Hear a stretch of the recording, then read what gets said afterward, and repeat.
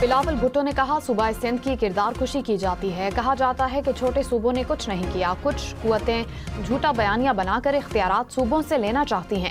یہ سندھ کے حقوق اور وسائل پر ڈاکہ ڈالنا چاہتے ہیں. ان قوتوں کو بہترین جواب تھرپارکر ہے. تھرپارکر کی ترقی سندھ کی ترقی کے لیے ضروری ہے.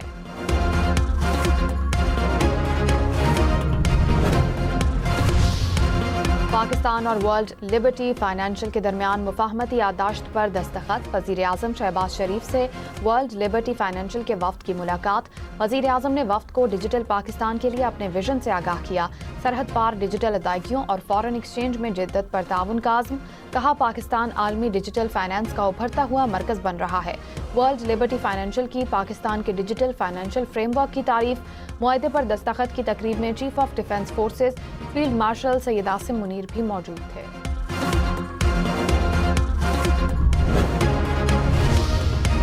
نائب وزیر اعظم اسحاق ڈار نے کہا سیاسی مفادات سے بالا تر ہو کر پالیسیز میں تسلسل اور شفافیت لانا ہوگی.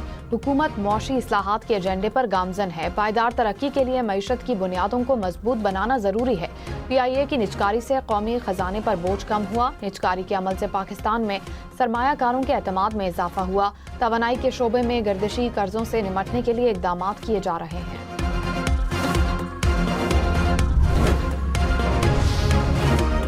نفرت کو ہوا دینے والا بھارتی بیانیہ کوئی حیران کن نہیں. ترجمان دفتر خارجہ کا بھارتی قومی سلامتی کے مشیر کے بیانات پر رد عمل.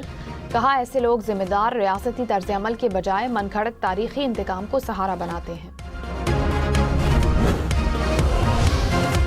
بھارت میں مسلمانوں کے خلاف نفرت پر مبنی واقعات میں خوفناک اضافہ. 2025 میں مسلمانوں کے خلاف نفرت انگیز تقاریر کے 1300 سے زائد واقعات ریکارڈ. امریکی تھنک ٹینک کی تازہ رپورٹ نے مودی سرکار کا مکروہ چہرہ دنیا کو دکھا دیا.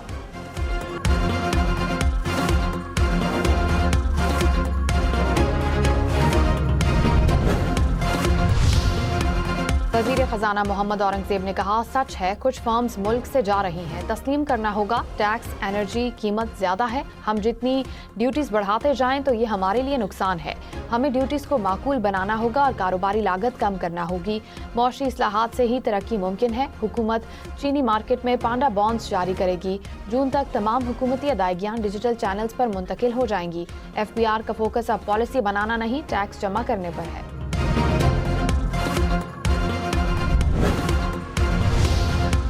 وزیر اعلیٰ سندھ مراد علی شاہ نے کہا پیپلز پارٹی کی کوشش سے تھر بدل گیا. پیپلز پارٹی حکومت نے تھر میں ترقیاتی منصوبے شروع کیے.